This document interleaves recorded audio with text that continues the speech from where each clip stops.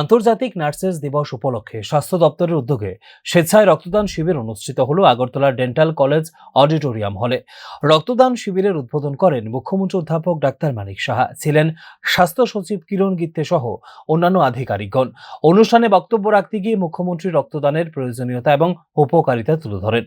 একইভাবে মুখ্যমন্ত্রী বলেন, ধর্ম নিয়ে অনেক কিছু হয়, কিন্তু রক্তের কোনো ধর্ম নেই। রক্ত মানুষের প্রাণ বাঁচায়। তিনি সবাইকে রক্তদানে এগিয়ে আসার আহ্বান রাখেন এবং নির্দিষ্ট সময় তার ব্যবহার করা, এই ব্যালেন্স জীবনেও কিন্তু ব্যালেন্সের মাধ্যমে আমাদের চলতে হবে।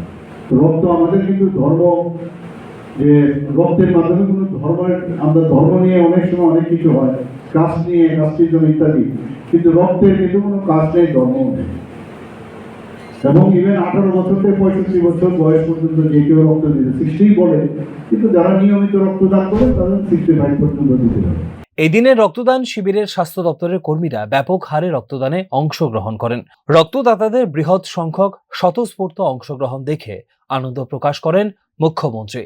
Bureau report, news now.